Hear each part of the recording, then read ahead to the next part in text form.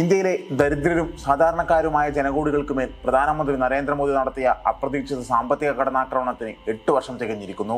രാജ്യത്തെ സമ്പദ്ഘടനയെ ശക്തിപ്പെടുത്താനെന്ന് പറഞ്ഞ് 500-ന്റെയും 1000-ന്റെയും നോട്ടുകൾ നിരോധിച്ചുകൊണ്ടുള്ള പ്രധാനമന്ത്രിയുടെ പ്രഖ്യാപനം 2016 നവംബർ 8 രാത്രിയായിരുന്നു ഉണ്ടായത്.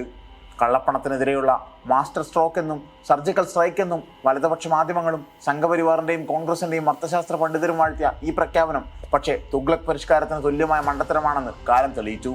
കോടിക്കണക്കിന് വ്യാപാരികളും പൊതുജനങ്ങളും ഇത് കാരണം മാസങ്ങളായി അനുഭവിച്ച നരകയാതന വിവരണാതീതമായിരുന്നു. ATMകൾക്കും ബാങ്കുകൾക്കും മുന്നിൽ വരെ നിന്ന് കുഴഞ്ഞു വീണ് മരിച്ചവരെത്ര, തുടങ്ങിയ സംരംഭങ്ങൾ അടച്ചുപൂട്ടേണ്ടി വന്നവരെത്ര, അത്യാവശ്യങ്ങൾക്ക് കയ്യിൽ പണമില്ലാതെ നിരാശ ബാധിച്ച് ആത്മഹത്യ ചെയ്തവരെത്ര, മുൻ നിശ്ചയിച്ച വിവാഹമടക്കമുള്ള ചടങ്ങുകൾ മാറ്റിവെച്ചവരെത്ര. എല്ലാത്തിനുമുപരി സാമ്പത്തിക ഇടപാടുകൾ പൂർണ്ണമായി സ്തംഭിച്ചതോടെ സമ്പദ്ഘടനയ്ക്ക് അതുണ്ടാക്കിയ തകർച്ച പിന്നീട് വിപുലമായ സാമ്പത്തിക സംവാദങ്ങൾക്ക് വഴിവെക്കുകയും ചെയ്തു. നോട്ട് നിരോധനത്തിന് 3 സാമ്പത്തിക ലക്ഷ്യങ്ങളുണ്ടെന്നായിരുന്നു വീമ്പ് പറച്ചൽ. കള്ളപ്പണം പൂർണ്ണമായും ഇല്ലാതാക്കുക, കള്ളനോട്ടുകൾ പൂർണ്ണമായും നിർമ്മാർജ്ജനം ചെയ്യുക, ഡിജിറ്റൽ ഇടപാടുകളിലൂടെ ക്യാഷ്ലെസ് സമ്പദ്ഘടന സൃഷ്ടിക്കുക എന്നിവ. അതിനുശേഷം പ്രധാനമന്ത്രി ഒരു കാര്യം കൂടി പറഞ്ഞു: തീവ്രവാദികൾക്കെതിരെയുള്ള സാമ്പത്തിക യുദ്ധമാണിതെന്ന്. പ്രധാനമന്ത്രിയുടെ എല്ലാ അവകാശവാദങ്ങളും അസ്ഥാനത്താക്കിക്കൊണ്ട് നിരോധിക്കപ്പെട്ട കറൻസികളിൽ 99%-ലേറെയും തിരിച്ച് റിസർവ് ബാങ്ക് ഓഫ് ഇന്ത്യയിലെത്തി. നോട്ട് നിരോധനത്തിന്റെ പ്രാഥമിക ലക്ഷ്യം തന്നെ അങ്ങനെ പാളുകയും ചെയ്തു.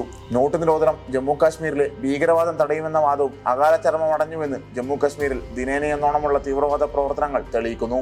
ഇപ്പോൾ റിയൽ എസ്റ്റേറ്റ് അടക്കമുള്ള മേഖലയിൽ കള്ളപ്പണത്തിന്റെ സാന്നിധ്യം മുമ്പത്തേതിലും ശക്തമാണ്. രാജ്യത്ത് കറൻസി കൊണ്ടുള്ള ഇടപാടുകൾ 2016-ൽ 16 ലക്ഷം കോടിയുടേതായിരുന്നെങ്കിൽ 2024-ൽ 24 ലക്ഷം കോടിയായെന്ന് ബിസിനസ് സ്റ്റാൻഡേർഡ് ദിനപത്രം റിപ്പോർട്ട് ചെയ്തു. അതായത് കണക്കിൽപ്പെടാത്ത കള്ളപ്പണം രാജ്യത്ത് യഥേഷ്ടം കറങ്ങുന്നുണ്ടെന്നർത്ഥം.